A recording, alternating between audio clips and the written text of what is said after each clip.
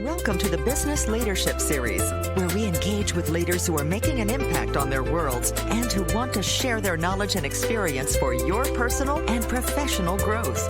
The following interview is designed to inspire you to become the best leader you can be.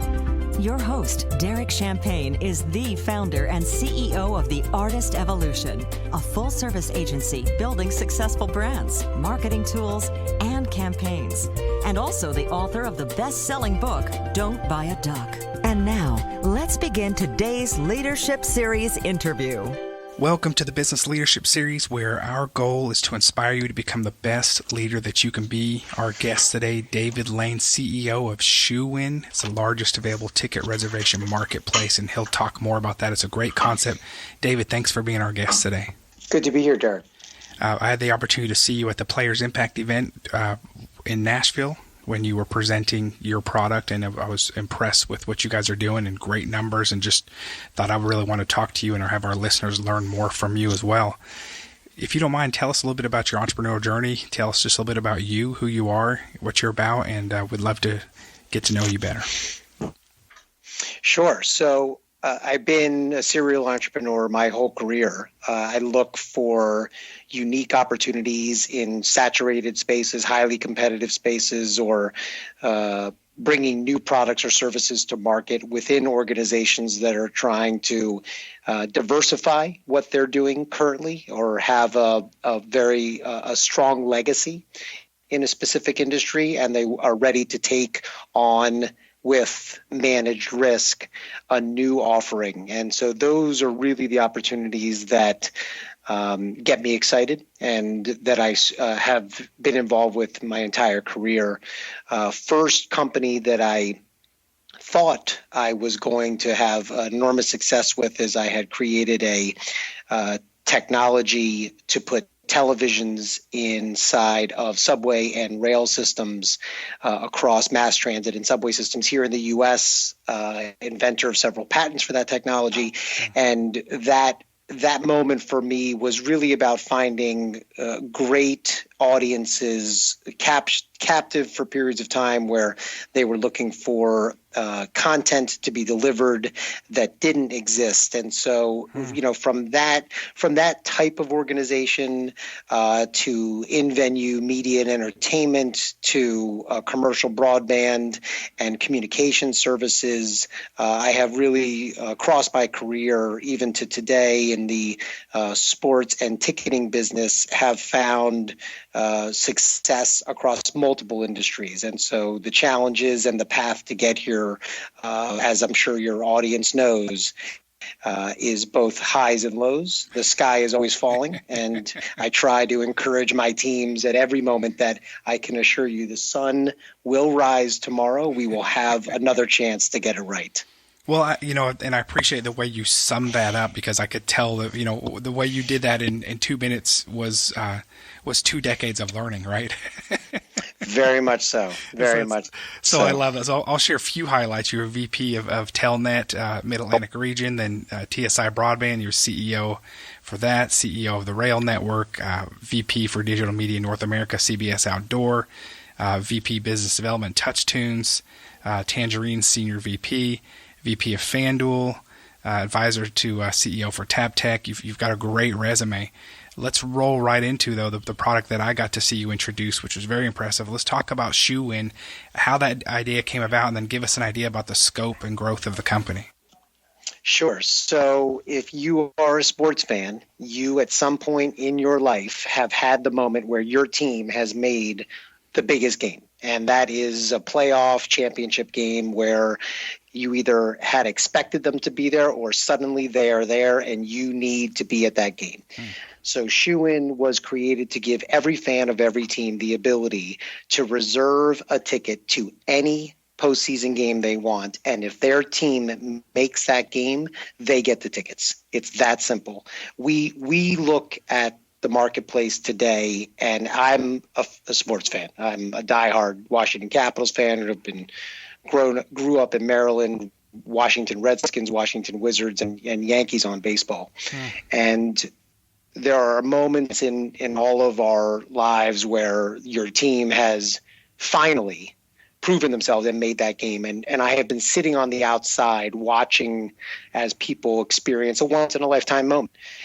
You never tell the story of the team winning the game when you sat on your couch and watched it on TV. But for years, generations, if you are at the game when they win and at the buzzer, at the championship, whatever it might be, you tell that story to anybody for years and years to come. And that's really what Shoo-In was created to do. So the marketplace that is out and available today, pro, NBA, NHL, MLB, NFL, all college football and basketball and Final Four, any fan, any team, choose the team that they want. And if that team makes that game, they're getting the tickets. And you're picking this early in the year, almost like an insurance? Is that how it works? Very much so. All year long. Our markets open up 11 months prior to the game actually happening. So we have fans of teams that discover us for the first time or have been a customer of ours that have locked in, CFP tickets, Milwaukee Brewers World Series home game 3 tickets. We have across every sport fans that just want to have that insurance that, the moment that the team wins is probably the most stressful moment in a fan's life. You are racing to the secondary sites. You're looking for tickets. Who's going with you? Are you going to get a flight to the game? Who's around next Saturday to go? All of that anxiety is eliminated here. And I had discovered this company prior to joining it from FanDuel years ago. And I, as a Washington Capitals fan, I had reserved Washington Capitals postseason tickets. So I knew what the business opportunity really was. And I just saw such enormous potential for us, and joined in June of 2017 as its CEO. Wow. Well, congratulations on that. Again, we kind of glazed over some of the things you learned. A couple of things, though. I want to hear more about the growth, but I also want to hear about, when you talk about early on with the technology and the railways and things like that. Tell me about some of the ways you've been able to pivot and see the market change and be able to go with it, because you've done really well of staying ahead and understanding large customer bases and what the consumer demand is and how to fulfill it. That's a unique ability to do. And you didn't, you found a way to pivot and go with it. What are some key takeaways for you there? Because that to me is a magic elixir that you've somehow found to be able to do. Well, I think that, for your audience, anybody that is a founder of a company, we all have blinders on. And I think the greatest fault that founders have is that we never see clearly enough that the blinders have to come off, and we ignore the learnings or the warning signs that are in front of us, and we go down a path that causes irreparable harm to your organization. And that is the number one failure of founders. And for those that have that failure, they now see it. And so for me, in my very first company, called TSI, that company was in a very unique commercial broadband space, and we were going public, and I was in the Middle East raising $40 million for an IPO, and we were part of the .com wave. And as the .com bubble burst, and again, keep in mind, this is my very first experience in a unicorn type of rise. Wow. When the market fell out from underneath me, everyone abandoned us, and we were forced into a liquidation. And that, to me, was obviously my greatest learning. And so unless you go through that moment and you are tested, that you can actually remember that tomorrow's another day, but don't ignore the warning signs. Pivoting a business, altering your strategy, recognizing a unique opportunity within what you're already doing, you have got to be open and willing to accept that you're wrong. Right. And that is probably the number one lesson I tell anyone that I talk to that's trying to start a business is remove the blinders.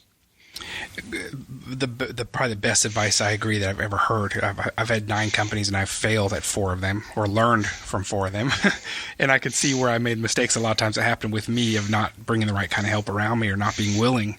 I just got in my own way. I had my ego in the way.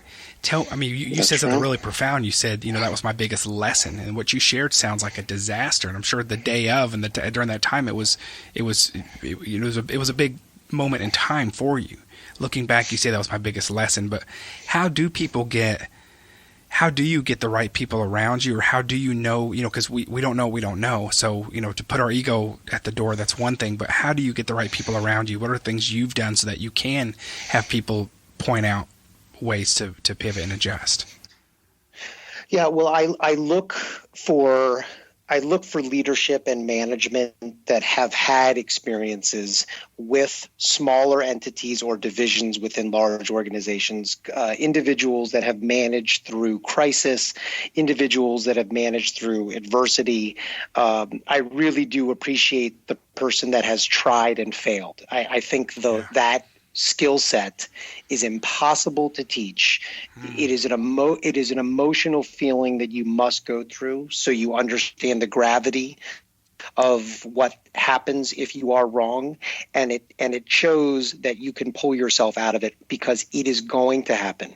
It is inevitable you are going to be wrong. It is inevitable that we are all going to fail at some point in the path that we think we are right on, and the sooner we're able to acknowledge it and modify our approach, the faster we'll be able to overcome it and succeed. Yeah. And so that's the type of quality that I look for in the people that not only that I work with, the people that we partner with, because you have a lot of partners, third-party vendors, affiliates that you rely on their success for your own success. Right. And so you try to sort of follow through, whether it's an internal admin or whether it's the CEO of your biggest vendor. You look for that quality. Man, that's great advice. I've never heard it framed quite that way. I really appreciate you sharing that. You talk sometimes about all the no's, 100 no's for every yes. Tell me about perseverance and that side of growing a business. Well, I give you a great example. So my very first idea, which I never actually followed through because I didn't have enough confidence, was to put televisions in elevators and sell advertising around that. And this was back in 95 that I left this communications company that I was working for with this idea. And I came up to New York and we pitched a large ad agency here in New York that, looked at me across the table and said, never, no one will ever buy advertising in an elevator. No one will ever look at that as value. And I didn't have enough confidence in myself. And it really, discouraging to say the least, but in hindsight, you look at the success of that concept, and it gives you confidence that if you just trust yourself, if you really do believe, and and the blinders are off, like I talked about earlier, right, that you just have to keep driving towards the goal, and eventually, whatever is wrong, you'll get right. And then other people will begin to believe alongside of you. And then from there, it's about execution. And that's the number one requirement in any organization is execution. Focus, discipline, get to the goals, make sure you achieve them. And it's also it's also a hard one to stay focused on. It is because of the shiny object moment, right, that all of the founders and the risk takers out there, and it's one of my greatest faults as well, is you see that shiny object and you immediately get anxious that you're missing an opportunity, and then you start to allocate resources and distract from where the goals, what you have already set and established that you have to achieve. So you have to say to yourself, you have to recognize it's a shiny object. You have to recognize whether or not it really is worth the effort. And before you start bringing a team or resources to it, vet it out yourself. Don't just have an idea, throw it on your team and pull them off of something else to go after it. Spend the time, do the research, get the basic principles in place, and then make the determination whether it's worth pursuing.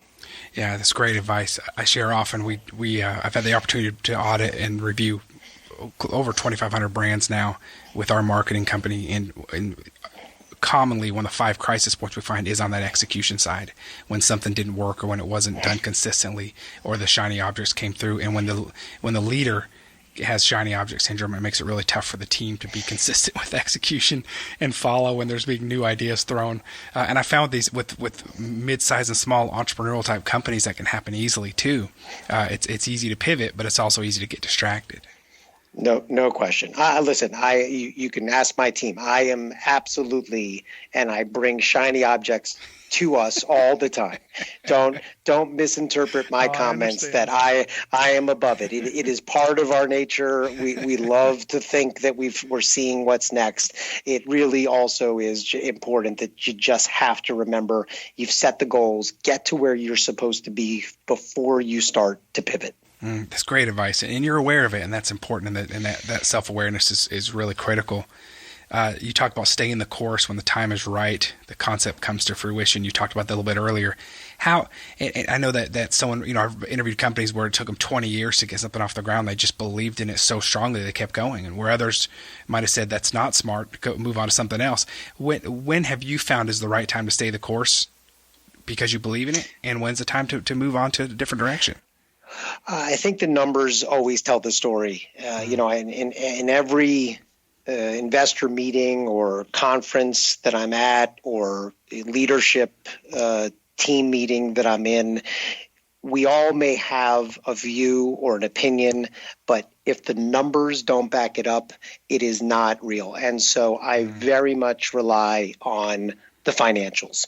If you are not seeing after a period of time, you've got an R&D period, you've got a go-to-market strategy. Once you start testing market demand and pricing and leverage that you have for this concept or service, if the financials do not start to perform and you are not seeing the numbers to support your thesis that this is a good idea, you have got to make yourself take a step back and start to do the analysis of, do we need to pivot? Is it a revision? Or do we have the wrong approach? Or is this just not a good idea? And that, we talk about the founder's blinders. That is the number one fault. We don't recognize where it actually is not a good idea. And we just continue to drive and drive and drive. And listen, a lot of great small and mid-sized companies exist. They don't have to become unicorns. They don't have to get bought for $100 million.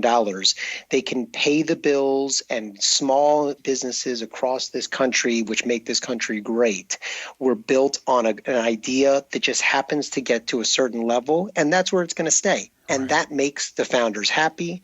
That keeps his 5 to 10 employees thrilled to be a part of a small organization because they get to be a part of something and make a difference. And it's a family and it's a community. And so I think that the piece of this, to circle back on the answer to your question, I always end up relying on those numbers. Financials, to me, are the absolute behind the curtain decision point for everything that we do. Man, it's such gold in what you're sharing. I truly appreciate it. I want to ask you a couple more questions. First, any other leadership or business development advice that stands out to you? Maybe the top lessons you've learned over the last couple of years. Whatever stands out to you as the biggest piece of advice maybe you'd wish you'd known several years ago. Mentorship. Relying upon the experience of others, asking for help. I think the biggest mistake that I have ever made is there were so many people that said, ask, I can help. Do you need anything? Why don't you throw this by me? Want me to review anything? And my blinders put me in a position early on in my career that I felt I could just do this. I can do it myself. I can pull this off. I can overcome adversity. I'm going to get people to believe. And if I had to go back in time or could advise anybody that's listening to this interview, I would tell you that ask for help. Let somebody give you some criticism. Don't be afraid to be wrong. And that is going to help you checks and balances before you get too far down the road to be able to see what you personally cannot. And that mentorship and reaching out is the number one mistake that I made in my career. Great advice. Yeah, I was at the Scale Up Summit a few weeks ago there in Atlanta, and one of the speakers was talking about a study they did where basically the result of the study was that these leaders would rather be wrong and intentionally pick the wrong advice rather than take advice of someone that had a different political view than them. And the study was showing that sometimes we intentionally even pay to go down the wrong path so that it aligns with our existing thinking. And to be willing to go the other direction, have someone speak into you and mentor you and tell you something that is the opposite of what you were thinking is important as well. But a lot of times as entrepreneurs, just in the early days anyway, before we've got some of the scars, I always enjoyed holding my cards close, and I didn't overly collaborate, didn't incubate, didn't have mentors. And I kind of took pride in putting it all on my shoulders and getting across the finish line somehow, which is great in a way, but that's where I can find the most of my mistakes too, and my failures. That's right. Yeah. Listen, it's a common trait in all of us, especially in the world, the industries that we exist in today. It is open to being able to sit in a room with no windows. You don't have to work, collaborate. You can literally think you can do this alone. You can't. Yeah. Great advice. Thanks for sharing that. Great reminder. Let's go back. We've got just another 2 minutes here. I'd like to talk a little bit more about your product. Again, your cost of tickets and reservations, almost 30% less than similar tickets on what would be perceived as competition. Give me some more of the concept, some more of those highlights of numbers and wins and number of people using your services. And I'd just love to hear a few more highlights. Yeah, sure. If you're a sports fan and you are thinking, let's wait till the playoffs, and then when the team wins the game that gets them into that next round, that you're going to just rush to the website and you're willing to just pay 3 times the amount, and you're going to be scrambling for seats, and you're going to go through that moment as a real fan, not somebody who thinks that sitting on the couch is the same as being there in the game with 50,000 of your fellow diehard crazed fans. Our platform, Shoe-In, is created exactly to solve all of that anxiety. And I think that when you look at the prices, they start at $5. They go up into $200 depending upon the team and the game. But, for example, $140, you could buy Alabama in the college football playoff championship on the site. If they make the game, and there's a likelihood that they will, that's all you're going to pay. Wow. If Alabama makes the CFP, the only price you pay is the reservation itself for that individual game. And so when we talk about the cost of the tickets, almost 95% of our games are what's called Ticket Zero, which is the reservation is all you pay, and then you get the ticket at no additional cost. The CFP is an individual game, the Big 12 championship, the Big 10, where you're actually reserving at a far lower price, and then when the team makes the game, you just pay face value. But NBA, NHL, MLB, you could buy World Series reservations starting at $30 right now on the site for so many teams. Wow. And if your team makes the World Series, to get the ticket for $30 is remarkable. It's remarkable. Yeah, it is. I love it. So any other highlights? What's coming up next for you guys? Anything else you want to promote or share? We have a bunch of new enhancements and services that are being brought to market here in the next 45 days. You'll hear a lot from us. I think college football and NFL are our strengths, and for fans that are out there, at some point you have to believe that your team has a chance of making the wild card game, the first round, the Fiesta Bowl. You have to believe, and so I would just encourage all of the real sports fans out there that if you really do believe your team is going to go, that for such a low price, you can make sure that you're at a once-in-a-lifetime moment. Yeah, awesome. And we've got many listeners on our ESPN broadcasts on Sundays that this will air as well. ShoeWin, ShoowIN.com.